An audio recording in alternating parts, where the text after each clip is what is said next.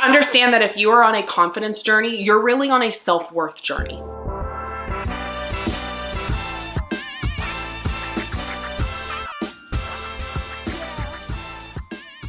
Hi everybody, welcome back. I am Tori. I'm the founder of Her First 100K, which is a money and career platform for women. I believe I was put on this earth to fight for your financial rights. And today we're talking about the number one question I get asked that is non-finance, non-career related, which is, Tori, how are you so confident? Which is very kind and very sweet. And it's one of the things that I actually love talking about beyond personal finance, but is also somehow also related to personal finance. And I think it's actually something that I'm planning on talking about more in a second book, but don't you get excited because this is like years away. I think so much of confidence I have realized over the past, let's call it 6 or 7 years, confidence is a self-worth issue. And I wish more people talked about it like it is. When we talk about being confident, what we're really saying is I want to show up as the fullest version of myself in spaces where I might feel normally uncomfortable. When it comes to confidence in relationships or dating, confidence in your career, confidence of showing up online, confidence of starting a business, like all of these come back to this feeling or lack thereof of worthiness. Do you feel worthy of good opportunities? Do you feel worthy of love? Do you feel worthy of money or safety or a stable career that makes you excited?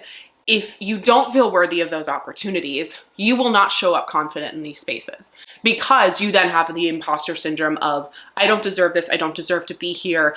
I'm a fraud. Somebody's going to figure it out. And I think that was the realization for me, is that when I feel myself worthy of an opportunity or of love or of safety or of this fucking kick-ass thing that I worked hard for, I will show up confident in that space. So before we even start with like our 5 tips, understand that if you are on a confidence journey, you're really on a self-worth journey. I hate to break it to you, but if you do not feel worthy of opportunities or worthy of love or belonging or safety, you will never actually be confident. So it starts with, yes, I'm worthy of love, so I'm going to go out on a date and never wonder, does this person like me? Is this person into me? But instead being like, no, am I into this person? Or showing up in a space, in a career where you're like, oh my God, I don't deserve this. I don't deserve this promotion. And instead saying, no, I work hard and I deserve this, right? We can have a million of these examples, but if you want to be confident, you need to feel yourself worthy. That's it. Okay, so let's talk about some of the things we can do or start doing today to feel more confident in every aspect of our lives. The first kind of like bucket of things, this is going to include our like number 1 and number 2, is our relationship with our bodies. I think is, well, I don't even think. As women, we know that our relationship with our bodies, we have constantly been told to hate ourselves, hate our bodies, track how we should feel based on how much we weigh or what we look like or where we carry fat or any of these things. I mean, we all know this, but at the end of the day, like, again, you're worthy of love and belonging regardless of how much you would do or don't weigh or what your body looks like or any of that. One of the things that really transformed my relationship with my body and thus transformed my confidence is I was fed this narrative, as we all are, and believed it for a really long time, that working out was to get skinny. That you go to the gym or you go to a fitness class or you do whatever you need to do, and you either sweat your fucking ass off and you look like a dead rat at the end and no pain, no gain, or it does not count. It does not count. And also, if you're not losing weight and you're not doing it to lose weight, then it does not count. This is not sponsored in any way, but truly, when I started doing Bar 3 classes, we've had Sadie Lincoln, the founder, on our podcast before. Like, Bar 3 was the first time that I was working out and wasn't being encouraged to work out, not to slim down, not to look a certain way, but to gain strength. And we're not just talking physical strength, but you know, they incorporate mindfulness practice into the work. And like, I can go on a whole rant about how Bar 3 truly like changed my entire relationship with my body and my entire life. But one of the first steps to me becoming confident in myself and in my body was understanding that like Movement is not a punishment. Movement is not a thing you're doing because, again, you want to get skinny, you want to slim down. Movement is what you're doing to grow stronger and to take care of yourself, and because it is such a treat to move. And I even hate, because I know me, like 8 years ago, if I saw this, I'd be like throw up. I hated the people who were like, I crave working out. Like if I don't go working out a couple days, like, I don't know, I miss it. And I was like, you know what I miss? Like sitting on the couch all the time. And like, that was very much my life for a really long time. And then when I started finding something that I actually liked, that actually made me feel good about myself, that actually focused on like fitness and movement for the right reasons, then I did have that feeling and continue to, where if I'm going a couple days without working out, like my body actually craves it. I miss it. It's a lot better of a relationship than, yeah, feeling like I need to punish myself. So in regards to like my relationship with my body, I think that was the first one, is understanding that fitness and that movement was such a great part of what I could do to take care of myself. And it didn't have to be this punishment, and it didn't have to be to see a number on a scale and equate that with success. The second thing, and this was, we literally talked about whether we were going to include this or not, but the second thing when it comes to being more confident, that relates to me and my relationship with my body. I talk about this all the time, but like I sleep naked. That's an intentional choice I made probably about 6 years ago. That is not only better for my health, there's a whole thing. It's good for your lady bits to like air out at night. Fun fact. So that's part of the reason I started doing it. Again, as women, we are told to be like so repulsed by our own bodies. We are told and conditioned to like hate everything about ourselves and to cover up. And I've been on like a Nancy Meyers movie kick recently. I literally just watched Something's Gotta Give last night, and then I watched It's Complicated like 2 months ago. And I think in It's Complicated, you know, this is a whole other conversation about like as women age, like how society just treats them like dirt. But like Meryl Streep is so afraid to like show her naked body to the men that she is in relations with. Why are you naked? Why do you think? Oh, I'm gonna be sick. Because she's just so ashamed of it, and she feels like it's not beautiful, and she just has this like horrible relationship with herself and with her own nakedness. I love both the freedom, truly just like not having to worry about clothes and everything when I'm sleeping. It's just more comfortable for me, but also it's forced me to reckon with my own body as it is.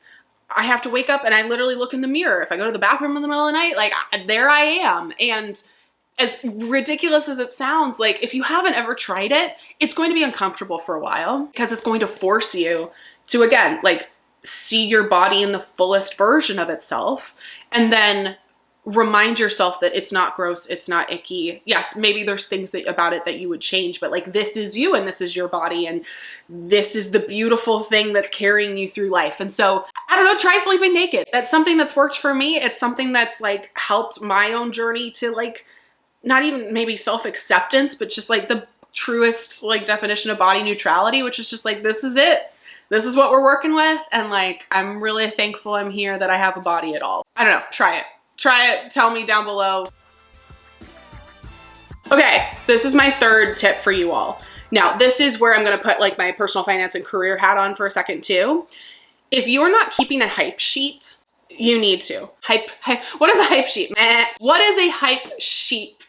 A hype sheet is like a Google Doc or a Microsoft Word document, or even like on the Notes app of your phone, but it is everything you've done, let's say in the last year, that makes you feel proud of yourself.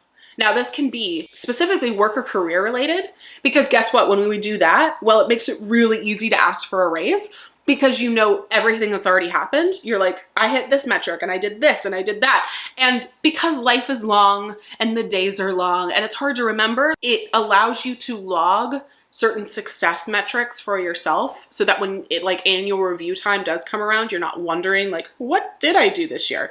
So you can do it for professional accomplishments too, but I love taking it a step beyond that and saying, where did I show up for myself this past year?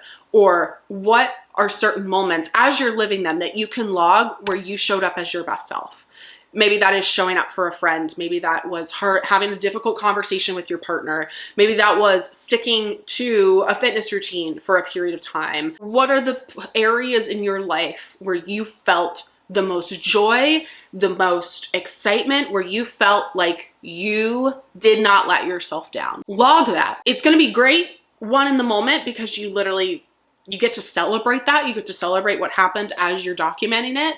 But then two, when you go back and look, when you're just having a shit day where you just need to gas yourself up, there is that moment where you're like, oh shit, I did do that. Oh shit, I did. I remember feeling that way, or I remember having that thought, and like, I can take myself back to that place that feels so accomplished. So if you're not keeping a hype sheet for your career, definitely do that. Advocate for yourself better, show up better to negotiate for promotions and raises and salary increases, but also do it for every aspect of your life. You continue to show up for yourself and for the people in your life and for your career and for your relationships, and you just need to document that to remind yourself of it. Number 4, we actually have a podcast episode about this too that we'll link to down below if you want more. There's this great quote by Glennon Doyle. If you have not read Untamed, that's basically like tip 4.5. Like, that book changed my life. She says in the book, and I'm going to kind of butcher it a little bit, but it's basically, don't ask for directions from people who aren't where you want to be. All of this like confidence journey is just like shedding all the bullshit that the patriarchy expects of us. But one of the things we are conditioned to do as women is ask everybody else for permission and ask everybody else for advice when really we know what we're supposed to do. Especially when we're in our early 20s, there are a lot of people giving us a lot of advice. I'm gonna pick on your family for a second. I love my parents. They're great people. They've given me a lot of good pieces of advice. And with all the love in the world, they've given me some not so great advice too. And we talk more in the podcast about like specific moments of that, but they are not entrepreneurs. And so one of the things that they told me when I was thinking about becoming a full-time entrepreneur is they were like, do not quit your job. Do everything you can to keep your job. And if I would have listened to them, I would have had a very different life and it probably would have sucked more. They were not where I wanted to be in terms of growing a business, right? And so if I'm going to people who have never been where I want to be, or who have never experienced what I want to experience, they're going to give you advice that doesn't serve that part of you. It's like, you know, asking somebody, where should I take a trip, who has never traveled before. One, stop asking for permission from other people. You know what you want to do. You don't need validation. You just need to do it. And also, if you have goals and dreams for yourself, don't ask the people who have never even fathomed those goals or dreams for themselves, because they can't get you to where you want to go. They can't get you one step further. They can't mentor you in that way. They can't give you good advice because they've never been there. And that's part of the reason why I am always out here saying, like, invest in your education from people who are doing the kind of things you want to do, right? If you want to be a business owner, learn from other business owners who are running the kind of business you want to run. Seeking advice and information from the people who are actually living the kind of life you want to live, as opposed to trying to fit your dreams into somebody else's mold. Number 5, the most important, and the thing that I think, all of these take time, but this one is the one that I'm not going to even call it battle because that sounds too dramatic, but it's something that you have to constantly remember to do, which is listening to your own intuition and your own gut. I've heard the quote that your intuition is knowing you know something without being able to describe how you know it. So saying, I don't want to do this, or I do want to do this, or I don't trust this person. And when somebody asks you, well, why? You go, I don't know. I can't explain it. I just know. Every single time I have not trusted my gut or trusted my intuition, literally I can cite every single time for you, there has been direct consequences. Like, my outcome has not worked. I can draw a direct line between did I trust my gut and what was the outcome. When it comes to our intuition, like we were saying before, like, you don't need permission from somebody else. You don't need validation. If you know, then you know, and you need to trust that. When you gaslight yourself, when you continue to make decisions that are against your intuition, it becomes very difficult to tune back into that voice. If this voice keeps calling and you keep not answering, eventually it stops calling. One of the best things we can do to grow our confidence every single day is asking ourselves, at least before you make some sort of big decision, like, what does my gut say? Like before I have to think about it or overthink about it, like what is my body and my gut saying I should do? And then actually listening to it, even if it's difficult. This is a constant practice. This is a constant reminder that you have to check in with yourself.